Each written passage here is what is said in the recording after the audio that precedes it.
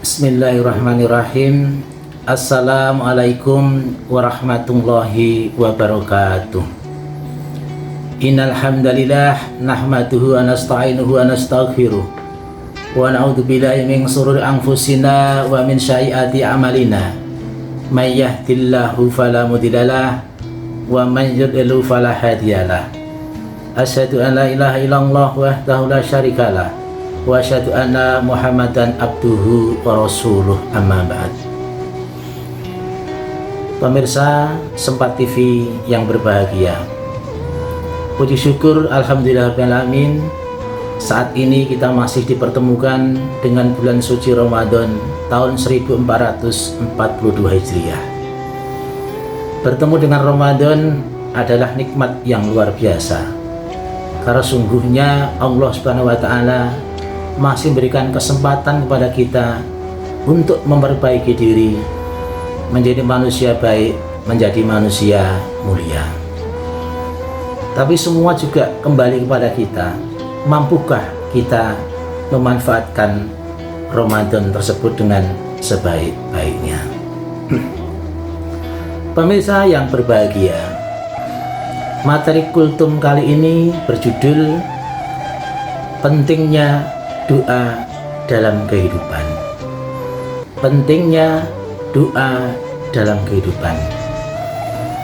Materi tentu penting sekali untuk kita pahami agar kita termasuk orang-orang yang beruntung karena rajin berdoa. Doa merupakan permohonan seorang hamba kepada Sang Khalik Allah Subhanahu wa taala.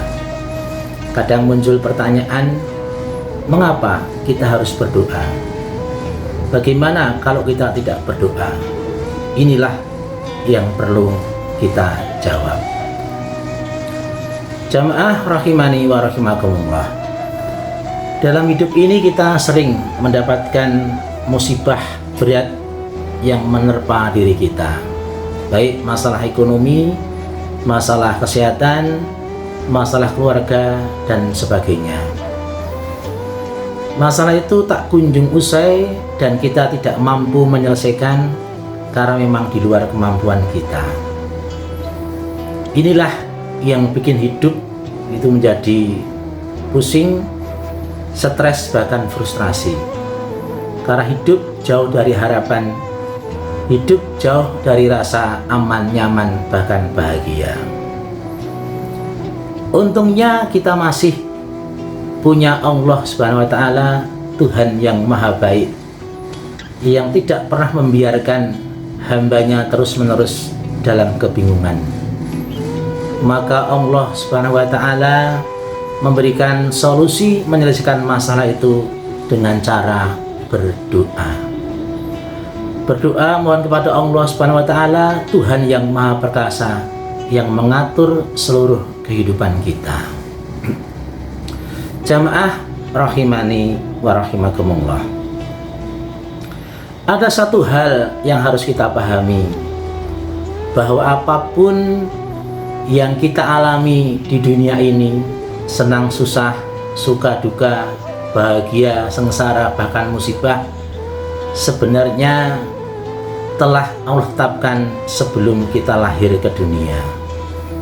Dalam sebuah hadis yang sahih, Rasulullah SAW bersabda yang artinya, ketika janin berusia 4 bulan, maka diutuslah seorang malaikat untuk meniupkan ruh kepadanya dan menetapkan 4 perkara, yaitu umurnya, nasibnya, rezekinya, bahagia, dan sengsara hidupnya.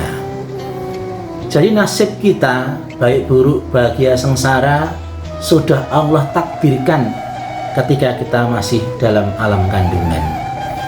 Sehingga hidup di dunia sebenarnya hanyalah menjalankan apa yang telah Allah tetapkan sebelumnya.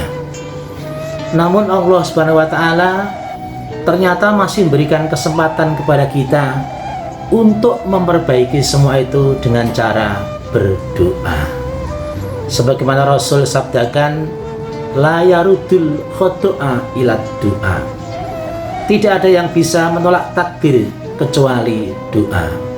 Dari hadis ini jelas jamaah sekalian bahwanya hanya doalah yang bisa mengubah takdir kita. Ini artinya Allah masih berikan kesempatan kepada kita untuk mengubah nasib kita ke arah yang lebih baik dengan cara berdoa.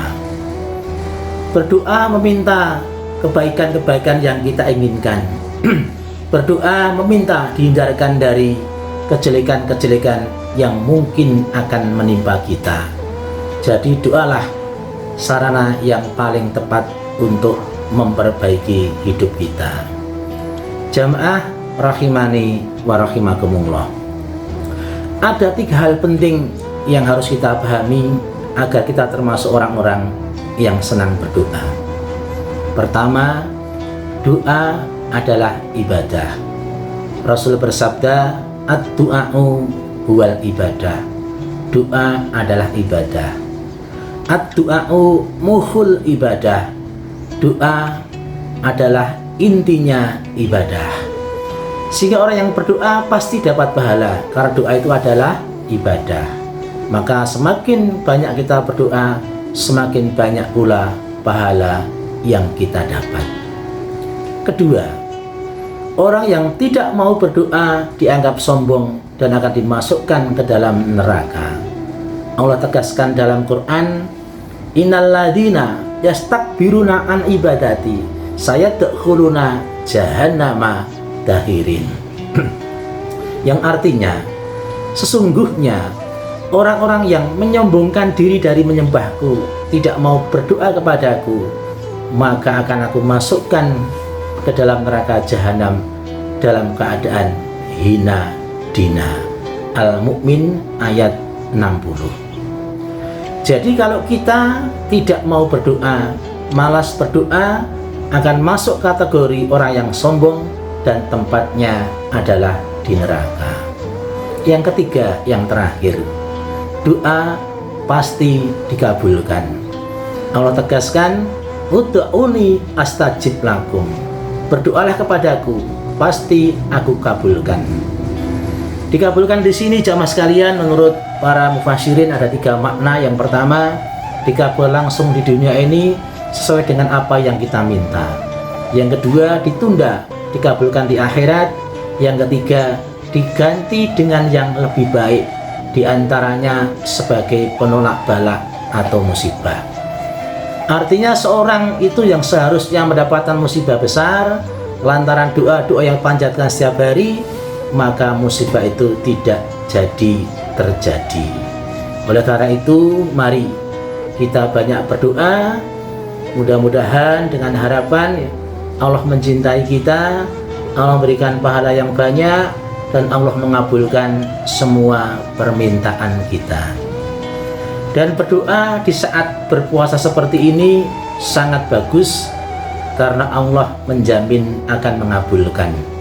Sebagaimana Rasul bersabda, yang artinya ada 3 golongan orang yang doanya tidak tertolak. Pertama, pemimpin yang adil. Kedua, orang yang berpuasa hingga berbuka.